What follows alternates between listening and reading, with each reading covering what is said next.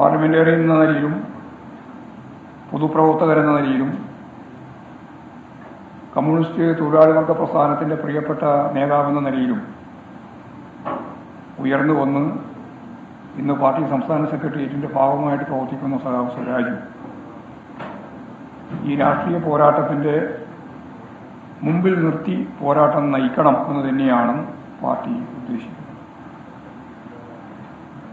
വലിയ മുന്നേറ്റം ഇടതുപക്ഷ ജനാധിപത്യ മുന്നണിക്ക് നിലമ്പൂർ നിയോജകമണ്ഡലത്തിൽ ഉണ്ടാക്കാനാവും. വരാൻ പോകുന്ന തദ്ദേശ സ്വയംഭരണ സ്ഥാപനങ്ങളിലേക്കുള്ള തിരഞ്ഞെടുപ്പും അതിനെ തുടർന്ന് നടക്കാൻ പോകുന്ന 2026 ഏപ്രിൽ മെയ്യിൽ നടക്കുന്ന സംസ്ഥാന നിയമസഭാ തിരഞ്ഞെടുപ്പിലും വലിയ മുന്നേറ്റത്തിലേക്ക് പോകുന്നതിൻ്റെ നാന്ദി കുറിക്കുന്ന ഏറ്റവും ഉജ്ജ്വലമായ ഒരു രാഷ്ട്രീയ പോരാട്ടമായിരിക്കും നിലമ്പൂർ ഉപതെരഞ്ഞെടുപ്പിൻ്റെ ഭാഗമായിട്ട് നടക്കുക എന്ന കാഴ്ചപ്പാടോടുകൂടി തന്നെയാണ് പാർട്ടി സഖാവ് സ്വരാജിനെ സ്ഥാനാർത്ഥിയാക്കാൻ വേണ്ടി നിശ്ചയിച്ചിട്ടുള്ളത്. ഇതാണ് പറയാനുള്ളത്.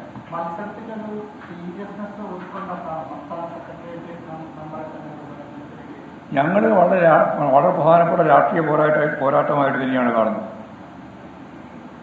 പിന്നെ വഞ്ചനാപരമായ നിലപാട് സ്വീകരിച്ചിട്ടുള്ള അൻവർ ഉൾപ്പെടെയുള്ളവർ എടുത്ത നിലപാട്, അതിനോട് UDF എടുത്ത സമീപനം, ഇതെല്ലാം വെച്ചുകൊണ്ട് ശക്തിയായ രാഷ്ട്രീയ പോരാട്ടം നടത്താൻ ഞങ്ങൾക്ക് അവിടെ സാധിക്കും. നന്നായിട്ട് ജയിക്കാനും കഴിയും. ഇതാണ് നിലമ്പൂർ നിയോജകമണ്ഡലത്തിൻ്റെ ഒരു സ്ഥിതി. നാട്ടുകാരൻ തന്നെയാണല്ലോ. അവിടെ ചെറുപ്പം മുതലേ പഠിച്ചു വളർന്നതും പ്രവർത്തിച്ചു വന്നതും ഒക്കെ അദ്ദേഹത്തിൻ്റെ തന്നെ സ്വന്തം നിയോജകമണ്ഡലം ആണ് ഈ നിലമ്പൂർ.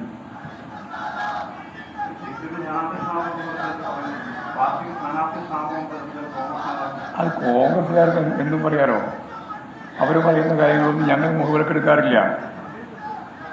ഞങ്ങൾ ഇത് സംബന്ധിച്ച് വളരെ കൃത്യതയോടുകൂടിയാണ് ആദ്യം മുതലേ നിലപാട് സ്വീകരിച്ച് മുമ്പോട്ടേക്ക് വന്നത്.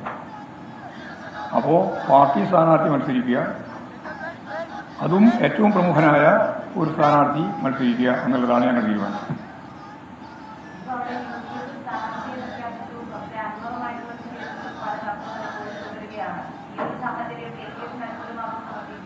ആ തർക്കമൊന്നുമല്ല ഞങ്ങൾ കാണുന്നത്. അത് തർക്കം നിങ്ങൾ കാണുന്ന തർക്കമല്ലേ. അതിൻ്റെ അപ്പുറത്ത് എത്ര തർക്കങ്ങളാണ് ആ നിലമ്പൂർ നിയോജകമണ്ഡലത്തിൻ്റെ ഉള്ളിലുള്ളത്. അതൊക്കെ ഞങ്ങൾ നന്നായിട്ട് കാണുന്നുണ്ട്.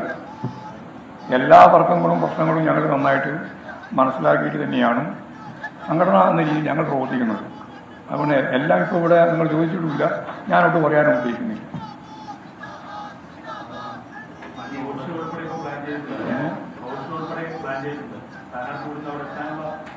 അത് റോഡ് ഷോക്കൊന്നും സ്ഥാനാർത്ഥി വേണമെന്നില്ല.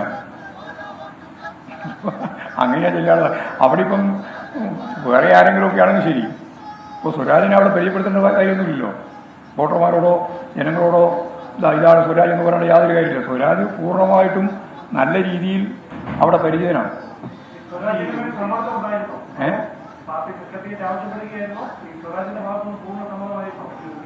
അത് പാർട്ടിയിലെ തീരുമാനിക്കുക. അവരൊരാളെ സമ്മതം നോക്കിയില്ല തീരുമാനിക്കുന്നത്. പാർട്ടിയാണ് തീരുമാനിക്കുന്നതെല്ലാം. നിങ്ങൾക്ക് ഞാൻ മനസ്സിലാവായിട്ടാണ്. അതുകൊണ്ട് ഞങ്ങളെ പാർട്ടി സംവിധാനത്തിൻ്റെ ഭാഗമായിട്ട് പാർട്ടിയാണ് തീരുമാനിക്കുക ആരാണ് മത്സരിക്കേണ്ടത് എന്ന്.